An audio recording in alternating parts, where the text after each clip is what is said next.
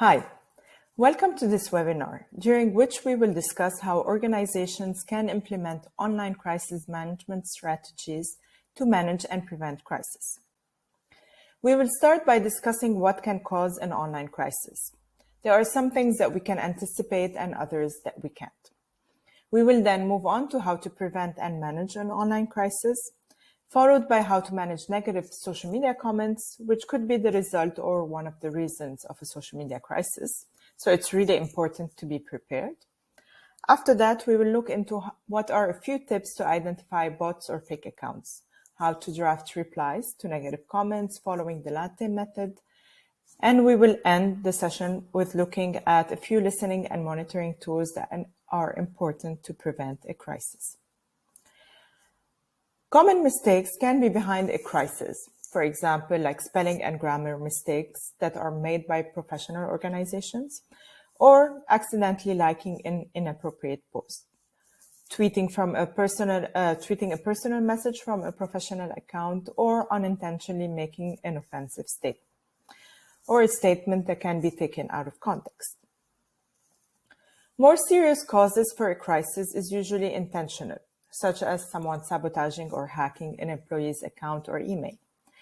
In that case, shifting responsibility on the culprit, but digital security is usually your responsibility as an organization. You can also have your data stolen or some misinformation or fake news related to the organization or individual representing it, leaked or posted online. Another reason for an online crisis are catastrophic events, such as intentionally racist comments, sexist comments, or any kind of malicious comments made by an organization or individuals representing them, or other event not related directly to the organization but impacts it, like, for example, a political action or war. These reasons can trigger negative comments that can escalate, but sometimes negative comments can also come for no reason that you could have anticipated. Negative comments can escalate in intensity and importance if they don't go unanswered or unmoderated, because it opens the door to more negative comments from real people. It could also be a targeted campaign against the organization, amplified by bots and fake accounts. It can also happen that negative comments online are triggered by events that are happening in real life. This is why it's important to understand what's happening before addressing or answering a comment. These are the major reasons that can cause an online crisis. As I mentioned before, there are some that can be prevented and others that will have to be managed to minimize their impact. First, every organization should have a crisis communication plan to manage and avoid potential problems. This should be a live working document that is updated periodically based on new information you learn or gather from your online communication. The crisis communication plan should include how you will communicate internally once you have a crisis, meaning who should be informed, who makes a decision on action, what is the chain of command, when do you need to involve the leaking team, and so on. It should also clarify what constitutes a crisis so that the communication team is aware of that. It should also list clearly what's the approval process before any piece of content is posted, a list of pre-approved messages that you can use and customize to, for example, respond to negative comments. That is important to keep updated as well. And a link to your social media policy for new employees so they can know what they can and cannot do on personal and professional accounts. The crisis communication plan should also include what potential threats you might have and place them within the matrix that defines the likelihood of it happening and the consequences or impact on the organization. Accordingly, you can have an action plan and an escalation plan based on this risk matrix. Also, once you launch a campaign or anytime you post on social media, it's important to monitor its impact. Don't post and disappear. It is true that a crisis can happen anytime, sometimes days or weeks after an initial post, but monitoring the initial reaction is important to spot a trend before it becomes one. Remember to address negative comments immediately and design a framework to decide when to hide, block, or delete. We will cover how to do that in the upcoming section. One tool that is easy and helpful to know and to use identify what is being said about you or your organization is to use Google Alerts or social media listening tools, which we will cover also later in the following sections. Knowing how to spot both bots and fake accounts and taking action on this is important to maintain the credibility of your social media pages. When you decide to respond to a comment online, it is extremely important to respond professionally. A rude or impulsive reply can do more damage than the original comment posted. You also don't want to be impulsive and delete the comment or block users automatically. This usually pushes people to get more outspoken and gather more support against you. This can easily get out of control. Also, when you're recruiting or managing a social media or communications team, it's important to choose the right person to do that. It might look like an easy job, but a great social media manager should be able to handle a crisis calmly, be well organized, and be detail-oriented. You also don't want to have more than one person managing your social media account because it will not be clear whose responsibility it is to manage a crisis or respond to a negative comment. Once you have that person on your team, make sure to discuss the crisis management plan or policy and be very clear on roles and responsibilities. Other than the crisis communication plan, the organization should also have a social media policy. Your employees' social media profiles reflect on your organization, especially when they are in the public eye. So this policy should clearly state when they can post and what they cannot post as well, and why. Once you've successfully managed a crisis, make sure to update your crisis communication plan with an update on what started it, how did you or can you prevent the same from happening again, and what can you do better next time. Make sure to also include what did work for you this time so that it helps you identify similar trends or similar solutions in upcoming crises. This way, your new communication employees will also have access to your crisis history as it's well documented in the crisis communication plan. So what is the best way to manage negative comments on social media platforms? First, it's important not to take it personally. You might have drafted the campaign or press release or content, but that doesn't mean that this comment is about you. This is exactly what the person commenting wants.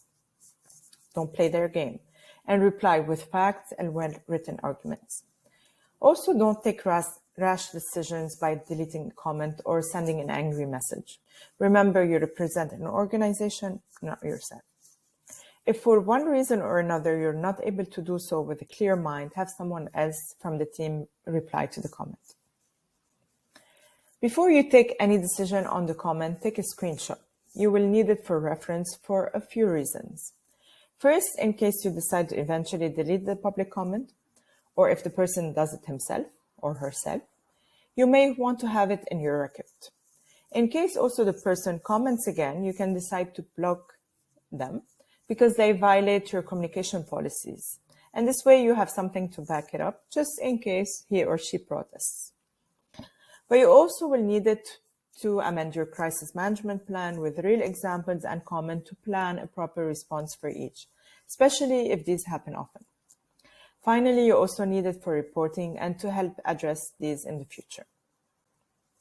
After you take that screenshot, it helps to check the profile of the person who commented to understand who the person is and in what capacity he or she is providing this comment.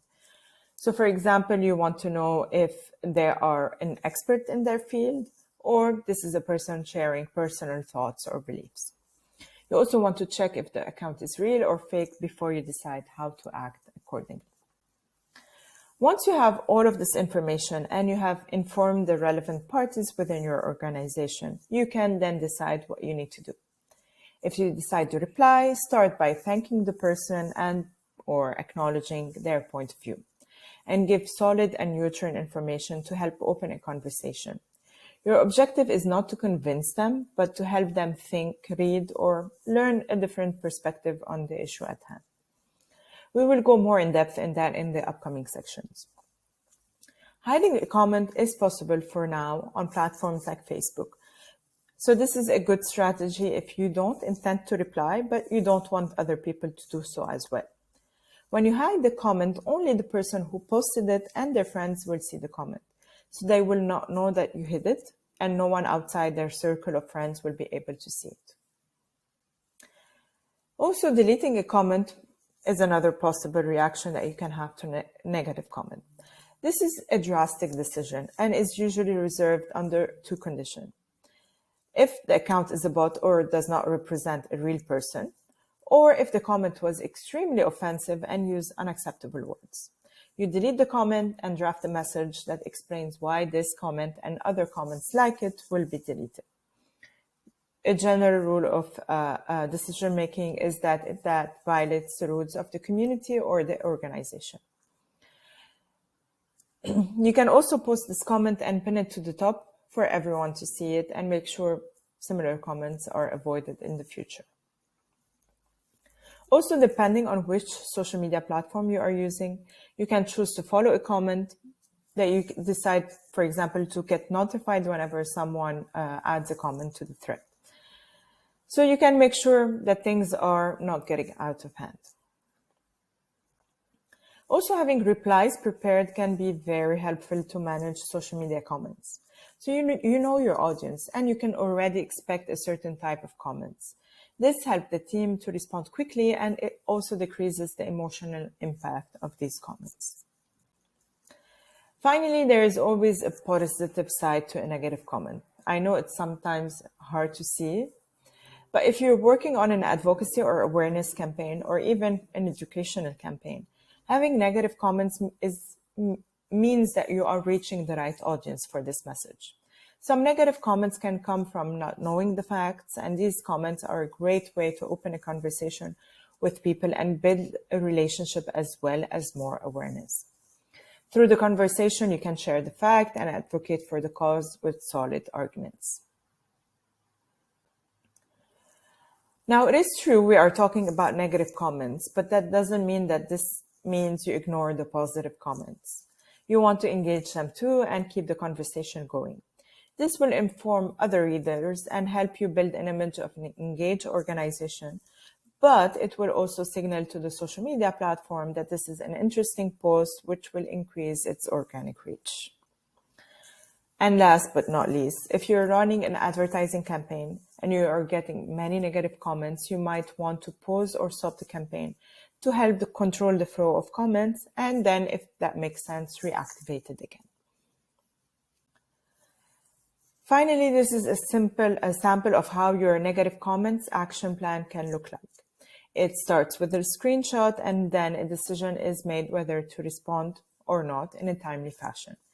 You can pause the video here to scan this in detail, keeping in mind this example is based on an actual business, but that doesn't mean that you should deal with negative comments any differently from actual brands. So that brings us to the next section, which is how you can identify bots and fake accounts to better help you manage them on your pages. In this section, we will go through a few easy steps that will help you identify the authenticity of an account. Of course, these are not foolproof guidelines, but it gives you a critical eye to spot bots and fake accounts. First sign of a bot is that it has a generic bio. It's highly fabricated or randomly generated. Once you analyze an account, ask yourself, does this read like it belongs to a real person? Does it have a profile picture? If yes, you can do a reverse image search on the image itself to see if it's available on Google. If you find it everywhere, it's probably recycled. If there is no profile picture, that also increases its chances that it's a fake user. If the account, for example, doesn't have a lot of posts, it is an additional indication that it might be a bot or fake account. Why? Because these are generated quickly, sometimes to just follow other accounts or comment on them. So they don't spend really a lot of time trying to make the account look real. Sometimes the account has posts, but it's also only to promote products or share suspicious giveaways and fake discount on fake items. This is almost a sure indication that this is a fake account. You can also go through their followers to check if they have random handles with numbers, for example, or if they don't have many comments on their pictures, or if you can't find the same people commenting as well. It's also a good indication that accounts is fake if they are following a lot more followers than the number of followers they have. In general, real accounts have almost as many followers as accounts they are following. Fake accounts usually go on random and intensive following sprees to keep their accounts engaged.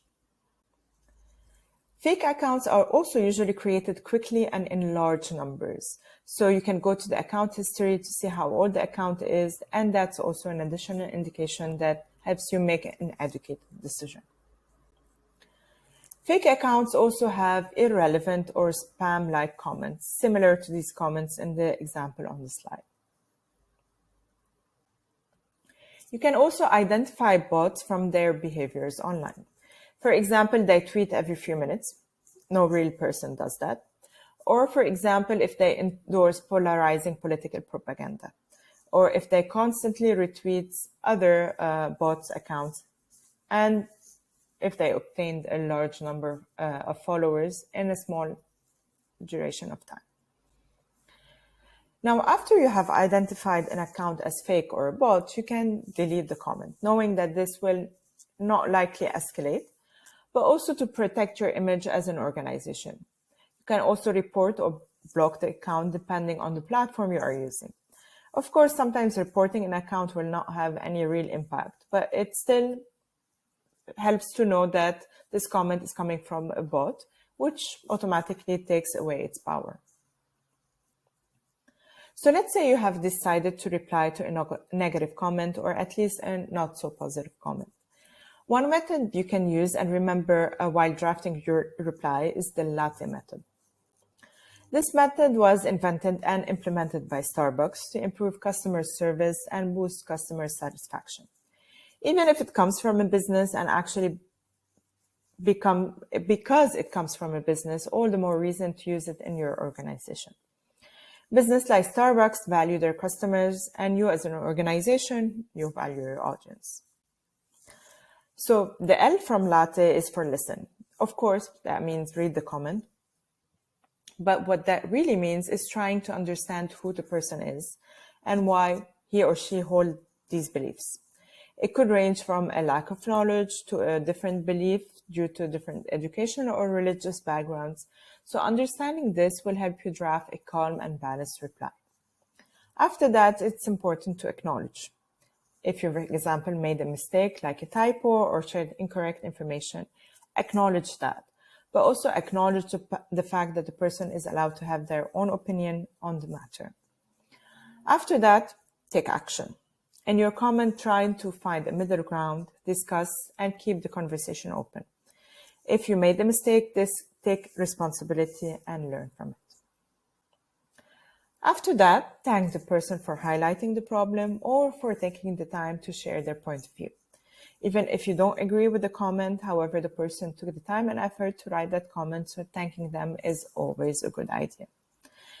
And end your reply by trying to keep the relationship going and encouraging them to share their opinions again. Show them that you actually appreciate them. So that is an example of how Starbucks actually uses the latte method. I've added it here so it serves as an inspiration for you, keeping in mind, of course, that this is different for them, but the method applies in any situation. So that brings us to the last section, which is listening and monitoring tools. Of course, these are a sample of tools that you can use because there are always new tools that are made available to us. So use this as a guideline and make your own research depending on your needs. As I mentioned before, Google Alerts is always a good tool to monitor what people are saying about your organization or public figures in it. You can set it in a few seconds and decide the frequency of alerts you want to receive. You might also be using Hootsuite to schedule your posts, but you can also use it to monitor certain keywords to track what people are saying about your organization or what are the sentiments around your cause or topics. Brand mention also allows you to rate your influence based on 4 categories. Strength, by the number of mentions you receive, the sentiment, whether positive or negative, passion, or how many times the same user mentions you, and the reach, which is the number of unique users talking about you. Finally, ZoomSphere is a publishing platform, but it also allows you to monitor your mentions across many social media platforms. This is it for this webinar. Thank you for watching, and I hope you have enjoyed it. Good luck.